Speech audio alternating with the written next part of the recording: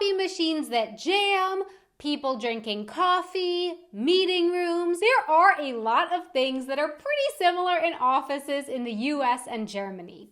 But I've also noticed some differences.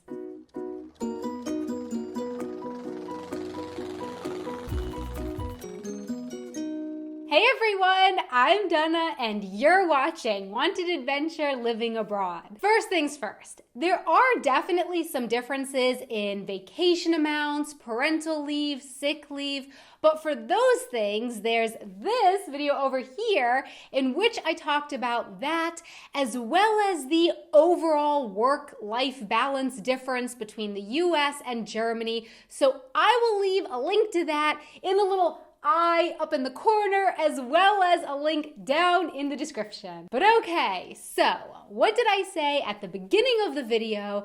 That companies in both countries usually have people drinking coffee, of course, but it's often different coffee. In the US, drip coffee is the standard, whereas in Germany, many workplaces have pretty fancy schmancy coffee machines making espressos, cappuccinos, latte macchiatos. So yeah, the coffee culture in the offices is definitely different. In the US, lots of people go out every day to buy coffee drinks to bring to the office, often bringing in coffees for their coworkers too.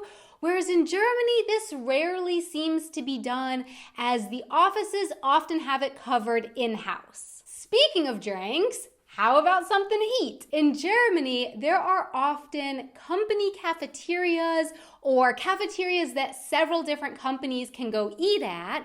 And from my experience, the food at these places is usually pretty good. Of course, it depends on the cafeteria, or Kantine as it's called in Germany, but I've always been pretty impressed. And the food is often subsidized by the company, so you may only have to pay a couple euros for a full lunch meal. In the US, sure, a few special companies might offer access to a lunch cafeteria for their employees, but as far as I know, that is few and far between. I certainly never worked anywhere in the US that had a lunch cafeteria or subsidized lunches, and I also never heard about any of my friends or my family having access to something like that in the US. Another difference is actually the kind of paper that people often use to take notes on or put on the flip charts. In the US, lined paper is standard. Graph paper, the paper with the little squares, I've really only seen being used for engineering or something else that uses a lot of math, but not just for note-taking in a meeting in, say, an advertising company or something like that. In Germany, though, graph paper seems to be used everywhere just to take notes on in classes or in meetings here.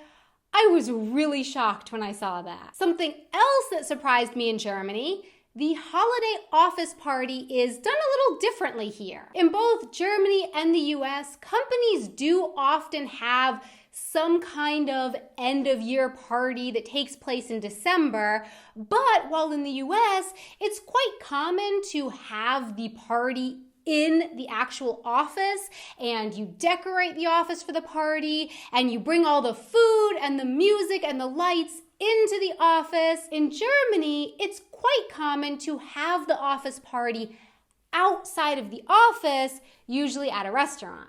And while we're speaking of celebrations, I have mentioned this one before. For birthdays in Germany, it's the job of the person having the birthday to bring in some kind of cake or other treat for everyone in the office, whereas in the US, it's often the case that the office will get the person having the birthday a cake, or sometimes in bigger offices, it's like everyone having a birthday in that particular month shares one cake so that the office is not just spending the entire month organizing different cake parties. Now, how about a little chit chat? If you've been watching my videos for a while now, I think you might know where this is going. Okay, what do you think? companies in which country generally have more chit chat at, say, the start of a meeting? If you guessed the US, you'd be correct. Ding, ding, ding, ding, ding. Congratulations. Yes, meetings in the US often start with a little small talk, whereas meetings in Germany often seem to get right to the point. And lastly, when applying for a job in Germany, it's often requested that you send in a photo of yourself with your CV. And I was really quite shocked when I first read that in a job advert here in Germany. Please include a photo of yourself. What?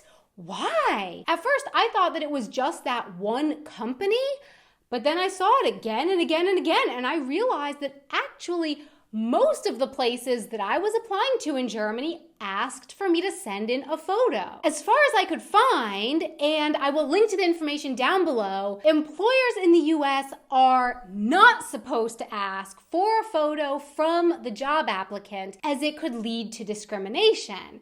So yeah, I was really shocked to see it being such a common thing here in Germany. If anyone knows why it's done here in Germany, please let me know in the comments. Thank you. So my question for you is, what do you think of these workplace differences in Germany and the US? And what other workplace differences have you noticed around the world? Please let me know in the comments below. Thanks so much for watching. I really hope that you enjoyed this video. If you enjoy these videos and you're not subscribed to the channel yet, maybe think about subscribing. And if you enjoyed this video in particular, this one right here, this video, then maybe think about giving a like with the like button. And also, I've got the giggles now. I want to give a really big thank you so much to our patrons on Patreon who help make these videos possible. Thank you so much for your support. If you would like to check out our Patreon page, you can find a link to that down in the description box below. Until next time, auf Wiedersehen. I really can't just write on the graph paper. Like, I can't write words on graph paper. Like, I want to put every little letter in the separate little squares. So I will leave a link to that in the down. I did it.